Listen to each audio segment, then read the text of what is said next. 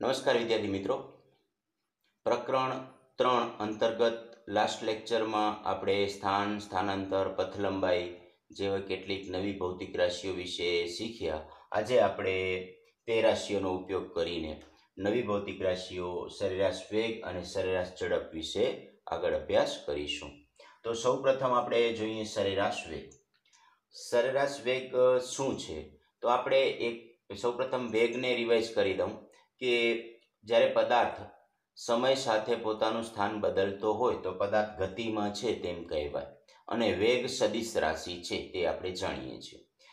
પરંતુ આ પ્રકરણ પૂરતું આપણે સદિશ પર તીર કોઈ પણ જગ્યાએ કરીશું નહીં, અને દિશા દર્શાવવા માટે આપણે માત્ર પ્લસ કે માઇનસ ચિહ્નનો ઉપયોગ કરીશું. હવે વેગ આપણે જાણીએ, પણ એનું સરેરાશ લેવાની જરૂર શા માટે પડે, એની ઉપયોગિતા શું?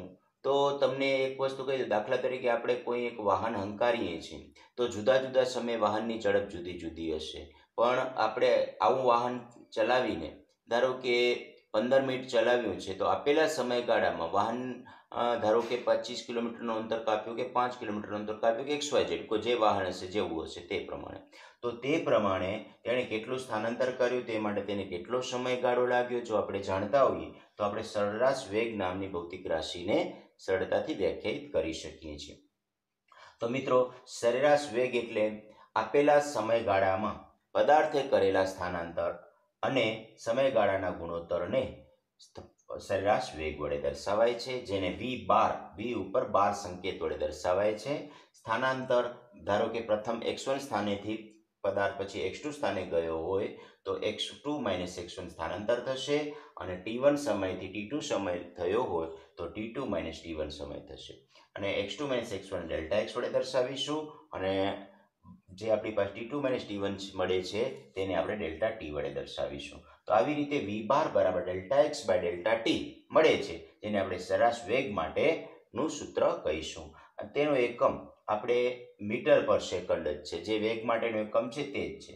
અને આપણે જાણીએ છીએ કે જે સ્થાનાંતર જે છે સદિશ રાશિ છે, તો તે સદિશ રાશિનો ઉપયોગ કરવાથી તેના ઉપરથી મળતી સરેરાશ વેગ નામની રાશિ જે છે તે પણ સદિશ રાશિ છે. તો મિત્રો, આ રીતે સ્થાનાંતર પરથી આપણને સરેરાશ વેગ આપણને સરળતાથી મળે છે. પરંતુ આપણે રિમાઇન્ડ કરાવી દઉં છું, આ ચેપ્ટરમાં આપણે કોઈ પણ જગ્યાએ સદિશ રાશિ હોવા છતાં પણ તેના પર તીર કરીશું નહીં. દિશા દર્શાવવા માટે માત્ર આપણે પ્લસ કે માઇનસ સાઇનનો ઉપયોગ કરીશું. હવે તમને x વિરુદ્ધ t નો એટલે કે સ્થાન વિરુદ્ધ સમયનો એક આલેખ આકૃતિમાં દેખાય છે. આ આલેખમાં તમે જોઈ શકો છો કે પદાર્થ t1 સમયે p1 બિંદુ પાસે x1 અંતરે રહેલો છે, અને t2 સમયે p2 બિંદુ પાસે x2 અંતરે રહેલો છે. આનો અર્થ એવો કહી શકાય કે t1 થી t2 જેટલું જે સમયગાળાનો તફાવત હોય, આ માટે પદાર્થે સ્થાનમાં થતો ફેરફાર એટલે કે સ્થાનાંતર x1 માંથી x2 થયું, એટલે આપણે x2 - x1 અને t2 - t1 વડે સમજ્યા છીએ. હવે આ ગતિ કયા પ્રકારની હોય, આ x વિરુદ્ધ t નો આલેખ, તો તેમને અગાઉ પણ સમજાવ્યું હતું, અને ભવિષ્યમાં પણ આપણે આ વસ્તુ ઉપર વધારે ફોકસ કરીશું કે x વિરુદ્ધ t નો આલેખ અહીં આપણે તમે જોઈ શકો છો કે વક્ર આલેખ છે, સુરેખા નથી. જો વક્ર આલેખ હોય તો પદાર્થની ગતિને અચળ ગણી શકાય નહીં, એટલે આ ગતિ પ્રવેગી ગતિ છે. પછી એમાં પ્રવેગી ગતિના પ્રકાર વિશે જ્યારે આપણે પ્રવેગ વિશે શીખીશું ત્યારે પણ અભ્યાસ કરીશું. હવે આપણે એક બીજું ઉદાહરણ લઈ કે જે તમને સામે બોર્ડ પર દેખાય છે. એ તમે એક ઇમેજ જુઓ. આ ઇમેજમાં તમને અંતર આપ્યું છે, અને એના ઉપરથી ઉપયોગ કરીને આપણે સરેરાશ વેગને સમજવા પ્રયત્ન કરીએ. તો તમે જોઈ શકો છો કે આકૃતિમાં તમને દેખાય છે એ પ્રમાણે t1 સમય t2 સમય આપણને આપ્યા છે, x1 અને x2 પણ આકૃતિમાં તમને દેખાય છે. એ પ્રમાણે t1 અને t2 સમય પ્રમાણે આપણે જો છોડીશું તો t1 સમય 5 છે, t2 સમય 7 છે, એટલે કે 5 થી 7 સેકન્ડના સમયગાળા દરમિયાન તમને જે દેખાય છે તે પ્રમાણે 5 થી 7 સેકન્ડના સમયગાળા દરમિયાન પદાર્થનું સ્થાન x1 કેટલું અને x2 કેટલું, એટલે કે x1 માંથી x2 કેટલું બદલાય છે, તો x1 10 હતું, 10 માંથી બદલાવીને 27.4 થાય છે. તો આ મીટરમાં છે અને આ સમય સેકન્ડમાં છે. આ બધાને પ્લસ ઓર માઇનસ કરીને સાદુરૂપ આપણે આપીએ છીએ તો 8.7 મીટર પર સેકન્ડ આપણને મળે છે। તો મિત્રો તમે જોઈ શકો છો કે પદાર્થનો સરેરાશ જે વેગ આવે છે તે 8.7 મીટર પર સેકન્ડ છે, જ્યારે તમને જે ઇમેજમાં દેખાય છે તે વેગ સમય પ્રમાણે જુદો જુદો છે। એટલે સરેરાશ વેગ છે જે પદાર્થના ખરેખર વેગ વિશે કંઈ જે તે સમયના વેગ વિશે આપણને કંઈ માહિતી નથી આપતું, પરંતુ પદાર્થ આપેલા સમયગાળામાં એક ચોક્કસ કેટલા સરેરાશ વેગથી ગયો હશે તેના વિશે આપણે ચોક્કસ જાણી શકીએ છીએ। હવે મિત્રો આપ જે વેગ સરેરાશ વેગ વિશે માહિતી મેળવી, હવે આપણે એના પ્રકાર વિશે પણ જોઈએ કે ક્યારે સરેરાશ વેગ જે છે એ કે ધન વેગ હોય, ક્યારે ઋણ વેગ હોય કે શૂન્ય વેગ હોય। તો આપણે જાણીએ છીએ કે x વિરુદ્ધ ટીનો આલેખ 3 x વિરુદ્ધ ટીના આલેખ છે। તો x વિરુદ્ધ ટીના આલેખ જો સુરેખા હોય તો પદાર્થનો વેગનું મૂલ્ય અચળ છે તેમ કહી શકાય। તો આ પણ અચળ છે, આ પણ અચળ છે, આ પણ અચળ છે। હવે આ વસ્તુ અચળ છે કે સુરેખા છે એટલે ખ્યાલ પડી ગયો, પરંતુ સમય વધતા x વધે છે, તમે જોઈ શકો છો। સમય વધતા x નું મૂલ્ય વધતું હોય તો તેવા પ્રકારના વેગને ધન વેગ કહીએ છીએ, જે આકૃતિમાં દેખાય છે તે પ્રમાણે। અને આ પ્રકારનો જે આલેખ હોય છે તેનો ઢાળ ધન હોય છે એ પણ આપણે સમજી શકીએ છીએ, તેથી આ પ્રકારના વેગને આપણે ધન વેગ કહીશું। હવે x ત્રુટીનો આપણે બીજો આલેખ જોઈએ છીએ, તો તમે જોઈ શકો છો કે સમય વધતા x નું મૂલ્ય ઘટતું જાય છે। તો જ્યારે સમય વધતા x નું મૂલ્ય ઘટતું જતું હોય તો આવા પ્રકારના વેગને આપણે ઋણ વેગ તરીકે ઓળખીએ છીએ, એટલે કે આ પ્રકારના આલેખનો ઢાળ ઋણ હોય છે। હવે શૂન્ય વેગને સમજીએ કે x વિરુદ્ધ ટીનો આલેખ સમય વધતા તમે જોઈ શકો છો સમય વધે છે પણ પદાર્થ પોતાનો x યામ બદલતો નથી, એટલે કે પદાર્થ x યામ નથી બદલતો, એનો અર્થ કે પદાર્થ સ્થિર છે, પદાર્થ સ્ટેબલ છે, એટલે એનો વેગને આપણે શૂન્ય વેગ તરીકે ઓળખીએ છીએ। તો મિત્રો આ રીતે આપણે આ પદાર્થનો જ્યારે આપણે ઢાળ શોધવો હોય તો આપણે ઢાળ પણ પછી શોધીશું। આ પદાર્થનો ઢાળને આપણે આ રીતે વ્યાખ્યાયિત કરતા હોઈએ છીએ કે આ થીટા ખૂણો હોય તો ઢાળ બરાબર શું લખાય છે, tan થીટા બરાબર, અને tan થીટા એટલે આ ABC બરાબર। આપણે એ પણ સમજીએ છીએ કે AB tan થીટા આપણે સામેની બાજુ છેદમાં પાસેની બાજુ, એટલે આવી રીતે પણ આપણે વ્યાખ્યાયિત કરીએ છીએ। આ ઢાળ AB પણ ધન આવશે અને BC પણ ધન મળશે। તો આ રીતે આપણને ઢાળ મળે છે, જ્યારે આ ઢાળ ઋણ આવશે, જ્યારે અહીંયા આપણને AB ભાગ જ નહીં મળે એટલે શૂન્ય વેગ મળશે। તો આવી રીતે આપણે વેગને ધન વેગ, ઋણ વેગ અને શૂન્ય વેગ તરીકે સમજી શકીએ છીએ।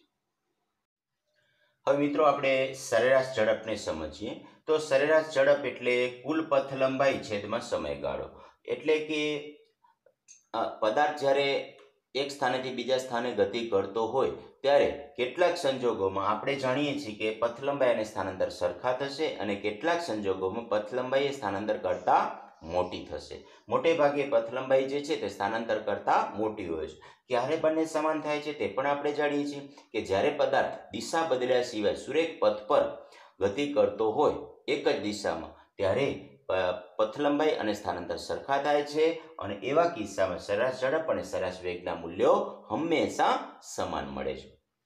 સામાન્ય રીતે પથ લંબાઈ મોટી હોય છે, એટલે પથ લંબાઈ મોટી હોવાના કારણે સરેરાશ ઝડપનું મૂલ્ય પણ સરેરાશ વેગના મૂલ્ય કરતાં સામાન્ય સંજોગોમાં વધુ જોવા મળે છે। હા, એ ચોક્કસ છે કે પથ લંબાઈ હંમેશા ધન હોય છે અને પથ લંબાઈ આપણે જાણીએ છીએ કે અદિશ રાશિ છે।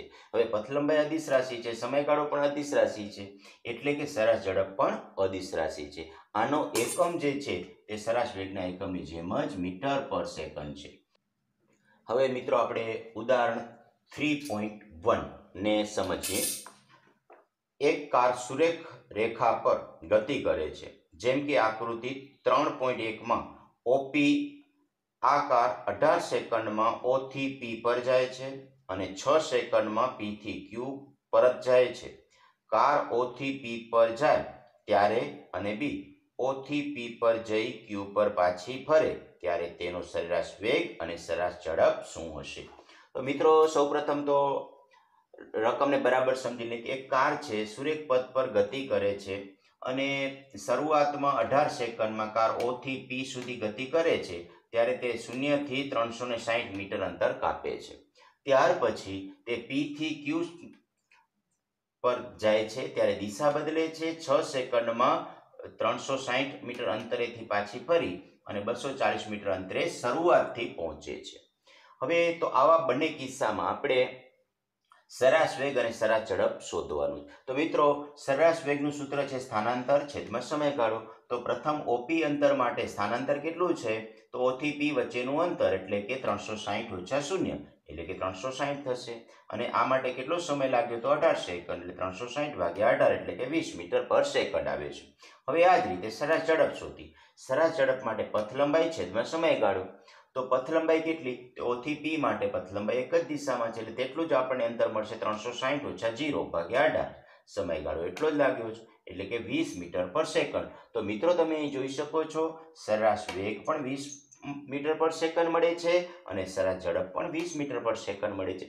શા માટે? તો તેનું કારણ છે કે પદાર્થે સુરેખ પથ પર ગતિ કરી છે અને પદાર્થે દિશા બદલ્યા સિવાય ગતિ કરી છે. તો જ્યારે સુરેખ પથ પર દિશા બદલ્યા સિવાય ગતિ કરતો હોય પદાર્થ ત્યારે હંમેશા સરેરાશ વેગ અને સરેરાશ ઝડપના મૂલ્યો સમાન મળે છે. હવે આપણે બી વિભાગને સમજીએ. હવે આ બી વિભાગ એટલે ઓ થી ક્યુ માટે. તો હવે આપણે જે પદાર્થ જે ગતિ કરે છે તો શરૂઆતમાં ઓ થી પી સુધી અને ત્યાર પછી પી થી ક્યુ સુધી આવે, પરંતુ એ દિશા બદલે છે તે આપણે ખાસ ધ્યાન રાખીશું. તો સૌપ્રથમ ઓ થી પી સુધી ગતિ કરે 360 મીટર અંતર કાપે છે, પી થી ક્યુ ગતિ કરે છે ત્યારે 120 મીટર અંતર કાપે છે. તો આપણે સરેરાશ વેગ સ્થાનાંતર છેદમાં સમયગાળો. સ્થાનાંતર એટલે પદાર્થ ક્યાં હતો? ઓ પાસે. ક્યાં પહોંચ્યો? ક્યુ પાસે. તો ઓ અને ક્યુ ના યામ જે છે એ 0 થી 240 એટલે 240 ઓછા 0. અને આ માટે સમયગાળો કેટલો લાગે? સમયગાળો અહીંથી ગતિ કરીને અહીં સુધીનો ટોટલ સમયગાળો આવશે 18 વત્તા 6 સેકન્ડ એટલે 24 સેકન્ડ. એટલે 240 ભાગ્યા 24 બરાબર 10 મીટર પર સેકન્ડ મળશે સરેરાશ વેગ. હવે આપણે સરેરાશ ઝડપ શોધીએ. તો સરેરાશ ઝડપ માટે પથ લંબાઈ છેદમાં સમયગાળો આવે છે. પથ લંબાઈ એટલે આપેલા સમયગાળામાં પદાર્થે કુલ કેટલું અંતર કાપ્યું, દિશા બદલી છે કે નથી બદલી તે આપણે ધ્યાનમાં નથી લેવાનું. તો પથ લંબાઈ તો આપણે ખ્યાલ છે કે પદાર્થે ઓ થી પી અંતર કાપ્યું, પછી પી થી ક્યુ અંતર એટલે ઓપી પ્લસ પીક્યુ અંતર કહેવાય. તો ઓપી અંતર છે 0 થી 360 એટલે 360 મીટર અને પી થી ક્યુ અંતર છે 360 ઓછા 240 એટલે કે 120. તો 120 મીટર અંતર આપશે. અને આ માટે કુલ સમય કેટલો લાગ્યો? તો અહીંથી ઓ થી પી સુધી જવા માટે 18 સેકન્ડ અને પી થી ક્યુ જવા માટે 6 સેકન્ડ. એટલે કુલ સમયગાળો ઓ થી ક્યુ સુધી પહોંચવા માટે 18 વત્તા 6 એટલે કે 24 સેકન્ડ સમય આપણને લાગે. એટલે આપણે આ બધાનો પ્લસ માઇનસ સરવાળો અને ભાગાકાર કરીશું એટલે આપણને સરેરાશ ઝડપનું મૂલ્ય મળે છે 20 મીટર પર સેકન્ડ. તો મિત્રો અહીં તમે જોઈ શકો છો કે સરેરાશ ઝડપ એ સરેરાશ વેગના મૂલ્ય કરતાં વધુ મળે છે. કેમ? કારણ કે અહીં મેં તમને અગાઉ પણ વાત કરી હતી કે સરેરાશ વેગનું મૂલ્ય નાનું પણ હોઈ શકે, સરખું પણ હોઈ શકે. તો બી કિસ્સામાં આપણને તે મૂલ્ય નાનું મળે છે કારણ કે પદાર્થે દિશા બદલી છે. સુરેખ પથ પર ભલે ગતિ કરે છે પણ દિશા બદલે ત્યારે હંમેશા સરેરાશ વેગનું મૂલ્ય નાનું આવે છે. હવે મિત્રો આપણે તત્કાલીન વેગ અને તત્કાલીન ઝડપને સમજીએ. શા માટે? પહેલા તો આની જરૂર પડે છે. તો સરેરાશ વેગ અને સરેરાશ ઝડપ પડે આપણને જે તે સમયનો વેગ જાણી નહીં શકીએ. 15 સેકન્ડમાં આપણે અંતર કાપ્યું છે, આટલું અંતર કાપ્યું તેના ઉપરથી આપણે સરેરાશ જાણી શકશું કે સરેરાશ કેટલો હતો વેગ કે ઝડપ. પરંતુ જે તે સમયનો વેગ કે આપણે ઝડપ જાણવી હશે તો તેના માટે આપણે તત્કાલીન વેગ કે તત્કાલીન ઝડપની જરૂર પડશે. તત્કાલીન વેગ સદિશ રાશિ છે, તત્કાલીન ઝડપ અદિશ રાશિ છે. તો આવી રીતે હવે આપણે તત્કાલીન વેગ અને તત્કાલીન ઝડપને સમજવા માટે સૌપ્રથમ આકૃતિમાં દેખાય છે તેવો x વિરુદ્ધ t નો આલેખ વિચારો. x વિરુદ્ધ t નો આલેખ તમને વક્ર ભાગ તરીકે દેખાય છે. હવે આ જે વક્ર ભાગ તરીકે આપણે આલેખ દેખાય છે તેમાં x વિરુદ્ધ t નો આલેખ માટે મેં 4 સેકન્ડ માટે મને ધારો કે 4 સેકન્ડે તેનો સરેરાશ વેગ કે ઝડપ આપણે શોધવો છે. તો આપણે શું કરવું? તો તેના માટે આપણે પહેલા મોટો સમયગાળો લઈ લઈએ છીએ, ખૂબ દૂરના બે બિંદુઓ સમયગાળો લઈ લઈએ. ધારો કે 3 સેકન્ડ ને 5 સેકન્ડ લઈ લઈએ. તેના માટે એટલે કે P1 અને P2 બે બિંદુઓ આવે. તો P1 અને P2 એટલે સમયગાળો પ્રમાણમાં મોટો છે 2 સેકન્ડ. 2 સેકન્ડ લઈ લઈએ. પછી આપણે શું કરીશું? સમયગાળો નાનો કરીશું. પછી આપણે સમયગાળો નાનો, આમ સમયગાળો નાનો કરતા કરતા P બિંદુની બરાબર આસપાસનો ખૂબ જ નાનો અત્યંત સૂક્ષ્મ એટલે કે શૂન્યવત સમયગાળો આપણે જો કરી દઈએ તો લગભગ જે સરેરાશ વેગ મળે તે આપણો જે તે સમયનો વેગ મળે. અહીં જે લગભગ શૂન્ય વેગ સમયગાળાને કરવા માટે મેથ્સની અંદર એક સંકેત વપરાય છે લક્ષ. જેને આપણે limit delta T tends to 0 અહીંયા વડે દર્શાવીશું. એટલે સરેરાશ વેગને જ્યારે આપણે limit delta T tends to 0 લાગુ પાડીએ તો તે સરેરાશ વેગ તત્કાલીન વેગમાં કન્વર્ટ થાય છે. એટલે કે આપણે v બરાબર limit delta T tends to 0 delta X by delta T જે મળે છે તેમાં સમયગાળો શૂન્યવત કરતા તત્કાલીન વેગ આપણને મળે છે, જેને આપણે આ કેપિટલ ડેલ્ટાને આપણે બરાબર વડે દર્શાવવું હોય તો આપણે ડી વડે પણ દર્શાવી શકીએ છીએ. એટલે v બરાબર આપણને મળે છે સૂત્ર ફાઇનલ d/dt ઓફ x, જેને x નું સમયની સાપેક્ષે વિકલન પણ કહેવાય છે. તો મિત્રો આ થયું તત્કાલીન વેગનું આપણે સૂત્ર મળે છે. હવે ધારો કે આલેખમાં જે દેખાય છે તે પ્રમાણે t બરાબર પરફેક્ટલી 4 સેકન્ડ પર આપણે વેગ શોધવો છે. તો તે માટે શું કરવું પડે? તો જે તે સમયે આલેખના સ્પર્શકનો ઢાળ જો આપણે શોધી શકીએ તો આપણને 4 સેકન્ડ પર તેનો વેગ મળે. તો આ ઢાળ શોધવા માટે આપણે P બિંદુ પાસે એક્ઝેક્ટલી P બિંદુ પાસે આપણે શોધવું છે. તો ઢાળ શોધવા માટે આપણે રેખા અહીંયા દોરી, મોટી દોરી, એનાથી નાની દોરી, એનાથી નાની દોરી, પણ રેખા કેટલી દોરવી તો એનો આધાર એ છે કે તમે સમયગાળો કેટલો લ્યો છો. તમે સમયગાળો મોટો લેશો તો મોટી રેખા દોરાશે, સમયગાળો નાનો લેશો તો નાની રેખા દોરાશે. તો એના ઉપર આધારિત છે કે આપણને તે તત્કાલીન વેગનું મૂલ્ય કેટલું મળશે.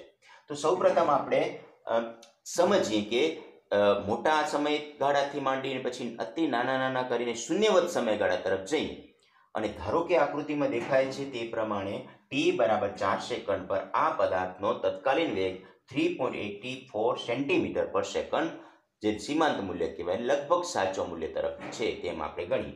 અને હવે આપણે સમયગાળાને મોટાથી માંડીને નાના તરફ લેતા છે. તો અને હવે આકૃતિમાં જે આપણને દેખાય છે તે પ્રમાણે એક ટેબલ 3.1 પણ તમે વિચારો. હવે ટેબલ 3.1 નો સ્ટડી કરશો તો તમને તેની અંદર ઊભી કોલમ દેખાય છે. એ ઊભી કોલમ 7 કોલમ દેખાય છે. એમાં પહેલી કોલમ જે છે તે સમયગાળો ડેલ્ટા ટી નો આપ્યો છે, બીજી કોલમ છે તે t1 આપ્યો છે, પછીની કોલમ t2, t1 તરીકે t minus delta T by 2 છે, t2 તરીકે t plus delta T by 2 છે. હવે ત્રીજી કોલમ x1 જેને આપણે x ઓફ t1 કહીએ મીટરમાં છે, પછી x2 જેને આપણે x2 એટલે કે x ઓફ t2 વડે દર્શાવી, ત્યાર પછી ડેલ્ટા x એટલે બંનેના સ્થાનનો તફાવત દેખાય, ત્યાર પછી બંનેનો ગુણોત્તર એટલે delta x by delta T મળે છે. આમ છેલ્લી કોલમ આપણા માટે એ આપણા સીમાંત મૂલ્યની કેટલી નજીક છે તે જાણવા માટે ખૂબ મહત્વની છે. તો સૌપ્રથમ આપણે સમજીએ ડેલ્ટા ટી આપણે લઈએ છીએ ખૂબ મોટો સમયગાળો 2 સેકન્ડનો. તો પહેલી કોલમમાં આપણે તમે જોઈ શકો છો કે 2 સેકન્ડનો સમયગાળો છે. 2 સેકન્ડના સમયગાળામાં આપણી પાસે જે બિંદુઓ મળશે તે P1 અને P2 બે બિંદુ મળે છે. P1 અને P2 બે બિંદુ માટે આપણે સુરેખા દોરીએ છીએ. તો આ સુરેખાનો જે ઢાળ મળે છે તે ઢાળ જ આપણે t બરાબર 4 સેકન્ડ પર તેનો તત્કાલીન વેગનું મૂલ્ય આપણને આપે છે. તો મિત્રો આપણે આ P1 અને P2 નું ઢાળ દોરવા માટે આપણે તમે જોઈ શકો છો કે આ 3 સેકન્ડ છે, 5 સેકન્ડ એટલે 5 ઓછા 3 એટલે 2 સેકન્ડ થયા. હવે જે કોલમ દેખાય છે તમને તે પ્રમાણે આપણે આ t1 ને પણ સમજીએ કે 4 સેકન્ડ ઓછા ડેલ્ટા ટી એટલે 2 સેકન્ડ લીધા છે, 2/2 એટલે કે 3 સેકન્ડ. એ જ t2 બરાબર 4 પ્લસ 2/2 બરાબર 5 સેકન્ડ. એટલે આપણે 2 સેકન્ડનો સમયગાળો 3 થી 5 નો. તો 3 થી 5 સેકન્ડના સમયગાળા માટે હવે તમે કોષ્ટક 3.1 જુઓ. 2 સેકન્ડનો સમયગાળો ડેલ્ટા ટી આપ્યો છે, t1 3 સેકન્ડ છે, t2 5 સેકન્ડ છે, x1 2.16 મીટર, x2 10 મીટર અને ડેલ્ટા x બંનેનો તફાવતથી મળે છે 7.84 મીટર અને ડેલ્ટા x બાય ડેલ્ટા 2 એટલે બંનેનો ગુણોત્તર જો આપણે કરીશું તો આપણને તે મળે છે 7.84 ભાગ્યા 2 એટલે કે 3.92, જે આપણે અહીંયા લખ્યું 3.92 મળે છે. જો 2 સેકન્ડનો સમયગાળો છે, આ 2 સેકન્ડ માટે સીમાંત મૂલ્યથી ખૂબ દૂર 3.84 થી ખૂબ દૂર મળે છે. હવે આપણે સમયગાળાને થોડો નાનો કરીને 1 સેકન્ડ માટે લઈ જઈએ.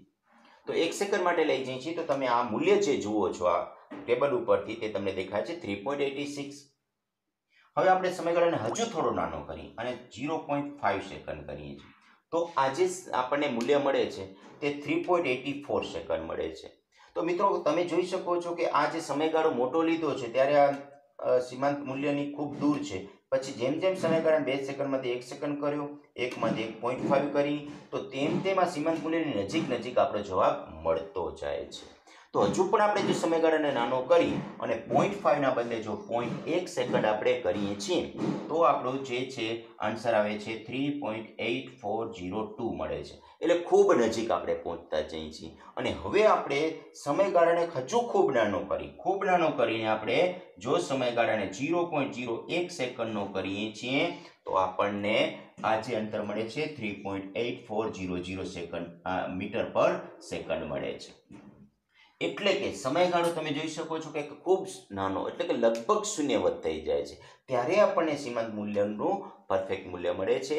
એટલે આમ કહી શકાય કે જ્યારે આપણે તત્કાલીન વેગ શોધવો હોય ત્યારે આપણે સમયગાળાને મોટેથી નાના કરતા શૂન્યવત જ્યારે કરી શકીએ ત્યારે તે આપણને પરફેક્ટ મૂલ્ય આપે છે જે તે સમયનું. તો મિત્રો આ રીતે આપણે તત્કાલીન વેગ અને તત્કાલીન ઝડપને સમજી શકીએ છીએ. બંને વચ્ચે તફાવત માત્ર એક જ છે કે આ જે છે તે સદિશ રાશિ છે અને આ માત્ર અદિશ રાશિ છે. હવે મિત્રો કેટલીક વખત ગતિ કરતા પદાર્થ માટે સમય વધતા પદાર્થનો વેગ અચળ નથી હોતો, પણ પદાર્થનો વેગ બદલાયા કરતો હોય છે. દાખલા તરીકે ગતિ કરતી કાર છે. કાર જ્યારે ગતિ કરે છે ત્યારે શરૂઆતમાં તેનો વેગનું મૂલ્ય વધતું જાય છે, પછી તેનો વેગ લગભગ અચળ થઈ જાય છે અને પછી વેગનું મૂલ્ય ઘટતું જાય છે. આવો એક આલેખ પણ તમને મેં આકૃતિમાં દર્શાવ્યો છે. તમે જોઈ શકો છો કે 0 થી 10 સેકન્ડ, અને આ આલેખ જે છે વેગ વિરુદ્ધ સમયનો વેગનું મૂલ્ય આપેલું છે અને સમયગાળો પણ આપ્યો છે મીટર પર સેકન્ડમાં અને સેકન્ડ. આ માત્ર સમય સેકન્ડમાં આપ્યો છે. 0 થી 10 સેકન્ડમાં તમે જોઈ શકો છો તેને વેગનું મૂલ્યમાં સતત વધારો થતો જાય છે, એટલે વેગનું મૂલ્ય અચળ નથી. પછી ત્યાર પછી 10 થી 18 સેકન્ડના સમયગાળા દરમિયાન તેનું વેગનું મૂલ્ય અચળ છે, લગભગ 24 મીટર પર સેકન્ડ અચળ છે. અને પછી 18 થી 20 એટલે 2 સેકન્ડના સમયગાળા દરમિયાન તેનો વેગ કન્ટિન્યુઅસ ઘટતો જાય છે. હવે આવી રીતે આવી ગતિ કરતી કાર માટે તે આપણે કહી શકીએ છીએ કે પદાર્થનો વેગનું મૂલ્ય જે છે તે અચળ રહેતું નથી, કન્ટિન્યુઅસ બદલાય છે, ક્યારેક અચળ પણ રહે છે. અહીંયા તમે જોઈ શકો છો આ 8 સેકન્ડ માટે તેના વેગનું મૂલ્ય અચળ. અને હકીકતમાં પણ આવું જ થતું હોય છે. આપણે જ્યારે કાર ડ્રાઈવ કરતા હોઈએ છીએ ત્યારે શરૂઆતમાં તે કાર 0 સેકન્ડથી અમુક સેકન્ડ માટે તેનું વેગનું મૂલ્ય વધશે, પછી સ્ટ્રેટ રોડ આવશે અને કોઈ જમ્પ કે કાંઈ નહીં હોય તો આપણે ખ્યાલ છે કે તેના વેગનું મૂલ્ય લગભગ અચળ થશે. પછી કોઈક જગ્યાએ ઊભા રહેવું હશે તો આપણે કન્ટિન્યુઅસ તેને બ્રેક લગાડીને તેનો વેગ ઘટાડીને આપણે પછી શૂન્ય વેગ પણ કરી દઈશું. તો મિત્રો આ રીતે આપણે તત્કાલીન વેગ કે તત્કાલીન ઝડપને સમજી શકીએ છીએ અને તેને v = d/dt of x વડે દર્શાવાય છે. નમસ્કાર.